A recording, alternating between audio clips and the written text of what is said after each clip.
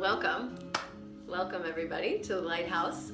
I am, as always, very happy to be here with you today and have some beautiful topics and practices and experiences that will unfold in the next 30 minutes. So it'll be a real power-packed 30-minute journey here.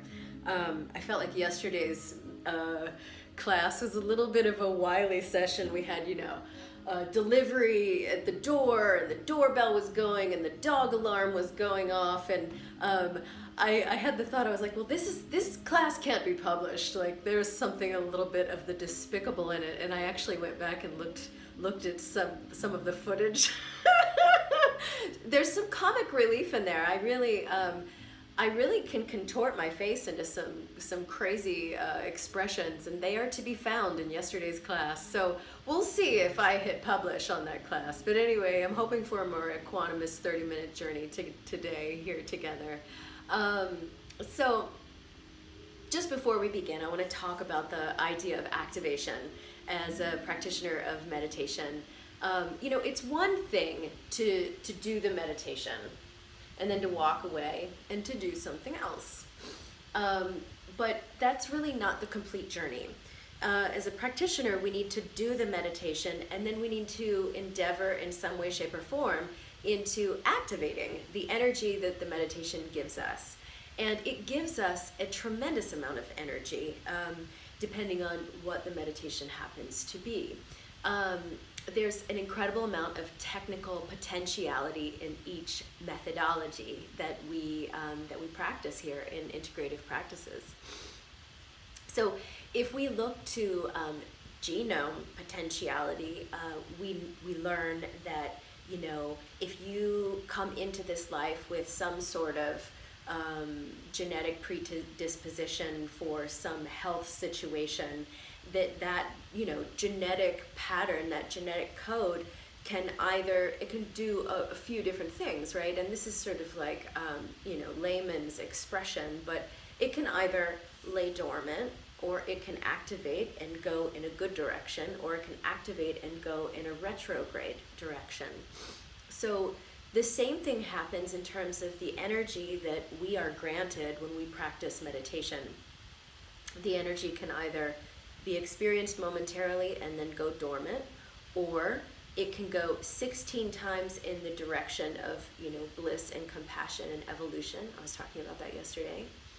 Or the energy, if misused or just disregarded, can go 16 times in the opposite direction. Here we have this law of equal energy, right? It can go 16 times in the opposite direction and start becoming something aggressive, or something that's cultivating separation or anxiety or dis-ease. If we look at in the medical world, we know that there's over 16,000 different diagnoses for dis-ease. And so if we know that there's 16,000 diagnoses for dis-ease, then there must be 16,000 diagnoses for liberation, for wellness, for feeling connected. And that's where this very key lever, change agent of activation enters stage left. And every time you practice, you're actually opening the gate that activates the energy.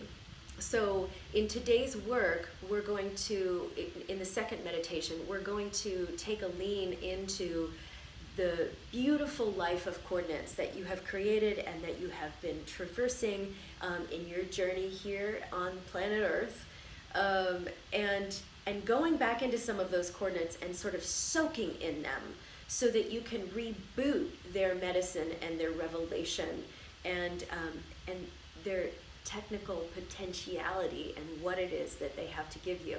This term of like once in a lifetime experience, I think is a little obsolete as integrative practitioners, because if we have a very potent life experience somewhere with a teacher, with a beautiful place in the world, with an experience as being a traveler, with an experience as being, a human being, as being a parent, as being a friend, as being a lover, as being a mother, whatever you fill in the blank.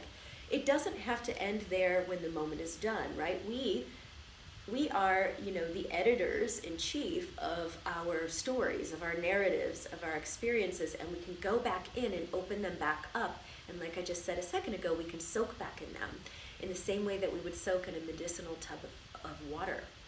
So for our first meditation, I want to lean back in, particularly because yesterday's meditation was so darn chaotic, which I apologize for.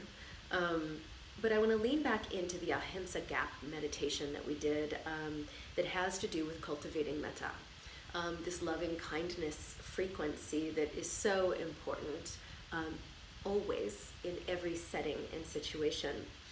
So when we tune into the frequency of metta, we are pulling ourselves up and out of the low energetic latitudes so that we can be in the higher octaves of compassion and creativity and courage and so forth.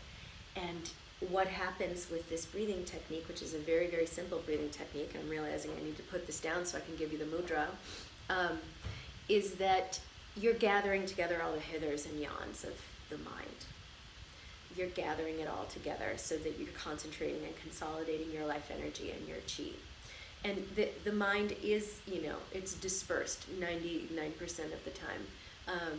I was thinking yesterday about how, the thought, gosh, I'm having a lot of thoughts, is maybe one of the best thoughts that we can think, because awareness of that is half the equation to get us there. So for the Ahimsa mudra, you're going to make a fist with your left hand, keep the thumb on the outside, and generate some pressurization in there, okay? So all these techniques are helping us to navigate the base camp of the body-mind organism. Make a fist with the left hand, and then Ahimsa, which is the Sanskrit word for nonviolence. So we are generating a caliber of loving kindness that downregulates any internal longing to be aggressive towards oneself or toward any other. Okay, well, this is big in our ESI endeavors. So create the mudra and hover it in front of your heart's center here. And then you're going to inhale as long as you can, and then hold the breath for as long as you can. And then exhale for as long as you can, and hold in the gap for as long as you can. So you're inhaling and pausing and exhaling and pausing, okay? And yes, the inhale is super important and the exhale is super important, but even more important are the gaps. The gap after the in-breath and the gap after the out-breath, okay? Minding the gap. It's those interstitial spaces where a lot of growth occurs. And the door to change is opening from the inside as you do this. So create your mudra and begin your breathing. And we're going to have this be our opening meditation and exercise. And I'm going to give us some rhythmic space.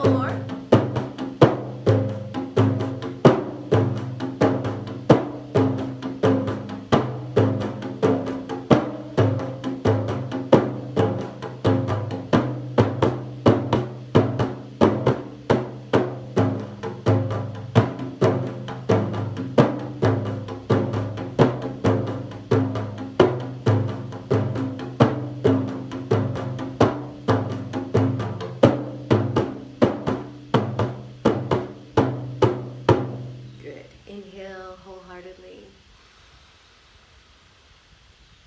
And exhale into emptiness. Bring the mudra back down into your lap.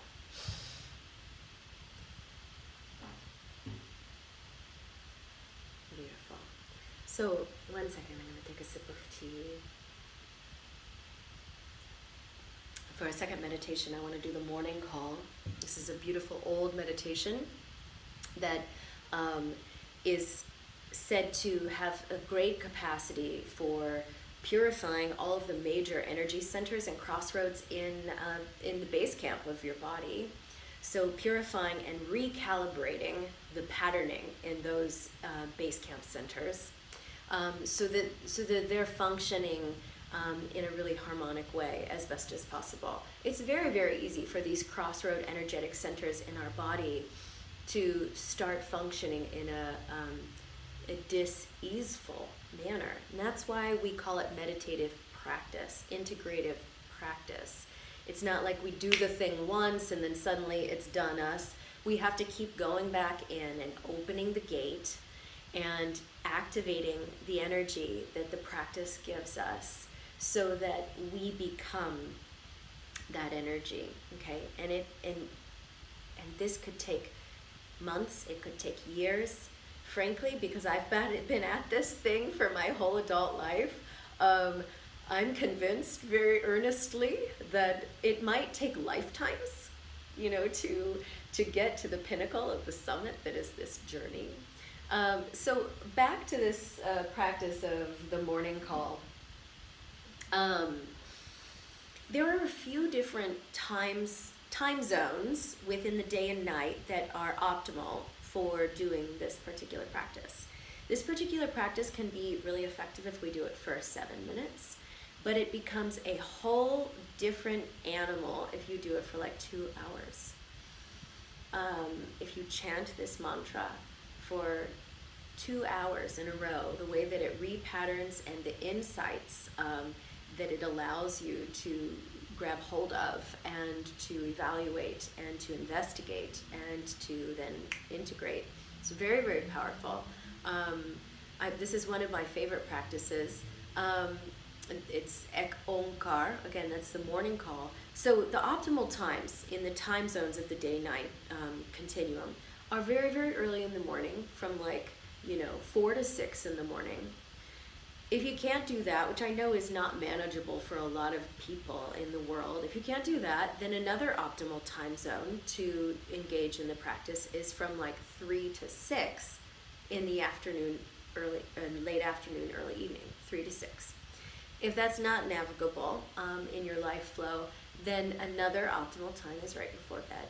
And so we do have these time zones that have different energetics.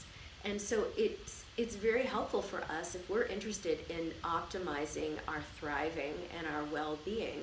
It becomes really useful to navigate those time zones and to do particular things at particular times so that we can get the most out of them. So we're talking early morning, midday, or late at night, or I don't know if you don't go to bed late at night. I tend to like to go to bed earlier because I do get up early.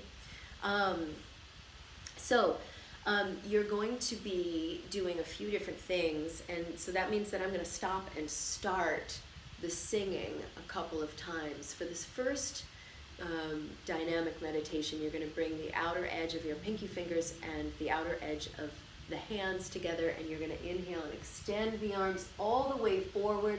Your fingertips are going to be just a little bit higher than the level of the top of your head, and you're going to pull your shoulder blades down and hang your head back. Inhale here.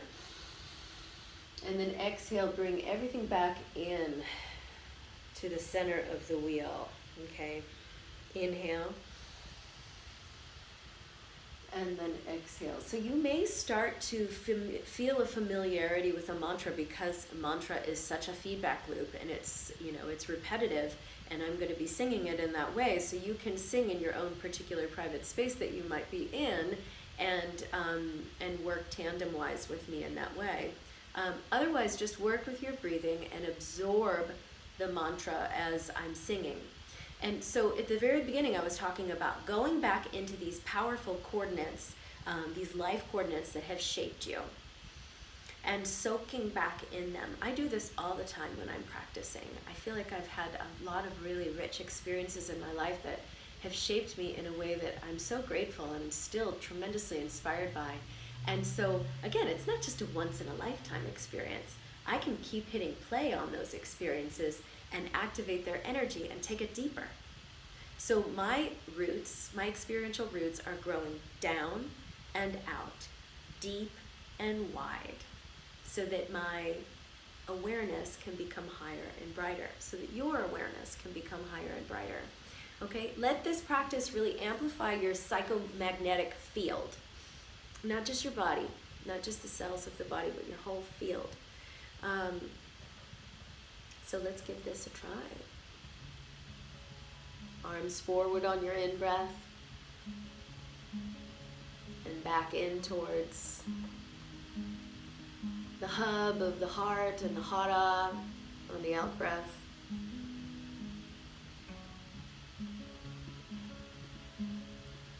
Ek Onkara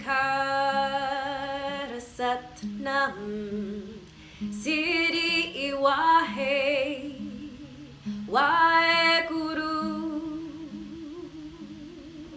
Ek Onkara Sat Nam Siri Iwahe Waheguru.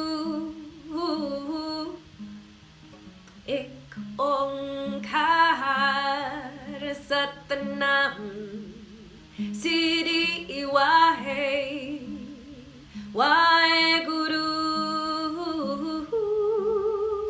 Ek Onkar Satnam Siri Iwahe Waheguru.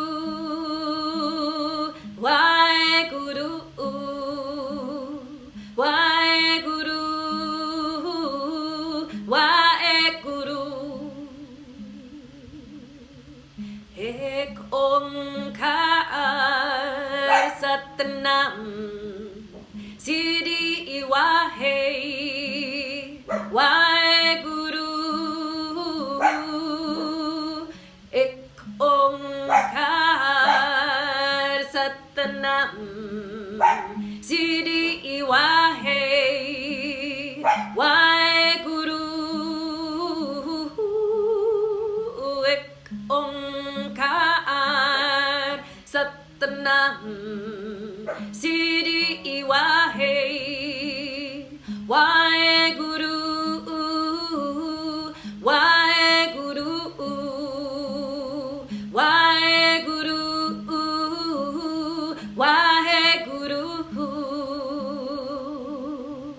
Ek Onkar Satnam Siri Iwahe Waheguru.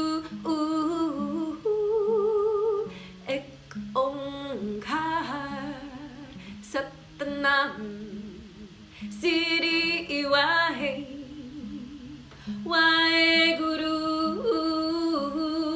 Waheguru. Waheguru.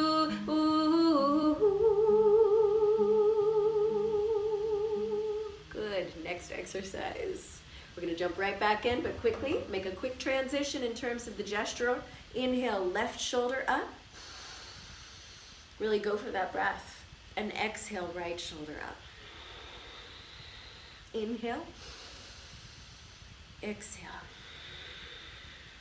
And just levering it back and forth, back and forth. Again, amplifying the psychomagnetic field and floating in a kind of stream of effortlessness. Remember, you can sing with me in your own space. This is a good mantra to know. Remember, you're energizing, you're purifying, you're detoxifying, and you're elevating all of the energetic crossroads in your body so that they can activate their potentiality 16 times in the right direction. Ek Onkar Satnam Siri Wahe Waheguru Ek Onkar Satnam Siri Wahe Waheguru Waheguru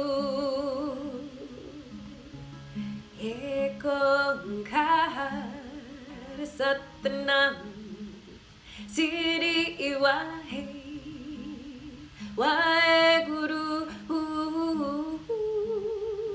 Ek Onkar Satnam Siri Wahe Waheguru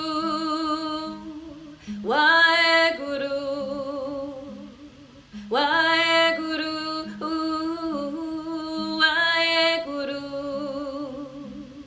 Waheguru. Good. Extend both of your arms out to the side, both of them all the way out, palms of the hands facing the earth. As you inhale, look please to the left and allow your gaze to look out beyond the tip of the left middle finger. And as you exhale, look to the right. This is one of these gestures that always blows my mind because it looks like it's nothing, but when you do it, you feel how much it's activating and opening and repatterning so very much. As you exhale, look to the right and look beyond, softly beyond the tip of the right middle finger. Inhale left and exhale right. Now slow your breathing down, really quite a bit, as much as you can. Okay? This will be our last cycle in our morning call, because it's almost not morning. We're in the last few minutes of it. Ek Onkar Satnam Siri Wahe Waheguru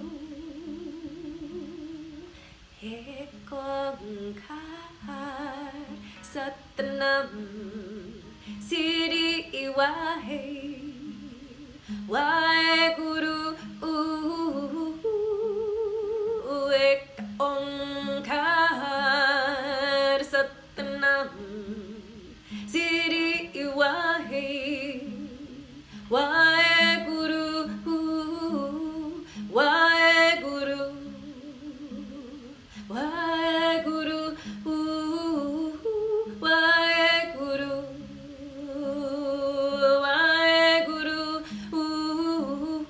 Waheguru. Going deeper yet into the powerful life coordinates that have shaped you and inspired you, that have guided you, that have shown you the way, and that maybe sometimes have shown you which way is not the way. Go back into those coordinates and soak in them, reactivate them, let them reboot you in this moment to become more powerfully who you are. We call this Svadharma. More powerfully who you are, what the universe brought you here to be, blossoming into that. Ek Onkar Satnam Siri Wahe Waheguru Ek Onkar Satnam Siri Wahe Waheguru Waheguru Waheguru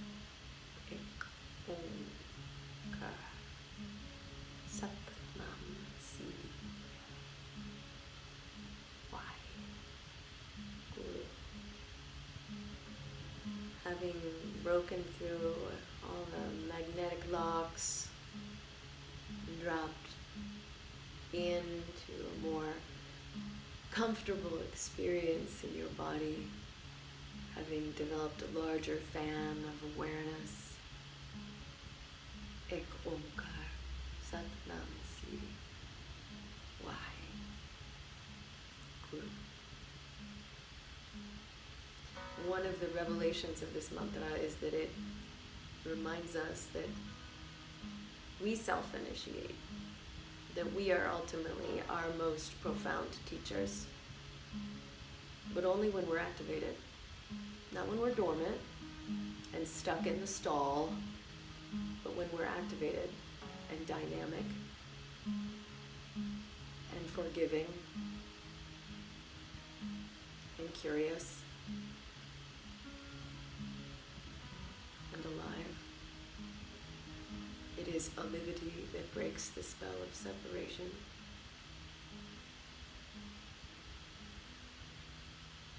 Bring your hands back down into your lap. Inhale wholeheartedly.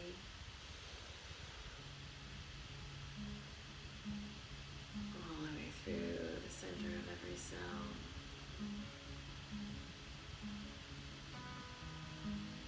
And exhale into emptiness.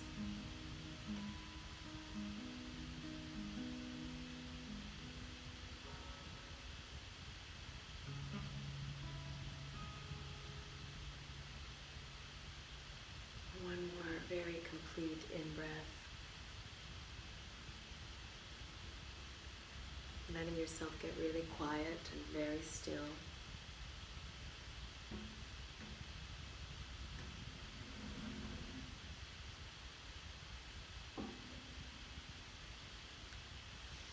At the beginning I was talking about getting out of the wrong emotional latitudes. And that's what practice does for us. In practice, it also activates this tremendous technical potentiality within us in all kinds of levels and dimensions. But practice also allows us to get really quiet and to get really still. And that's where you are right now, hopefully, in this moment. And it's in that still, quiet place that, any of the energetic or emotional abscesses that are in our system, in our psyche, in our field, in our heart, they can drain. And in that draining process, we yield to a perennial wisdom that's inside of each and every one of us and 100% available all the time.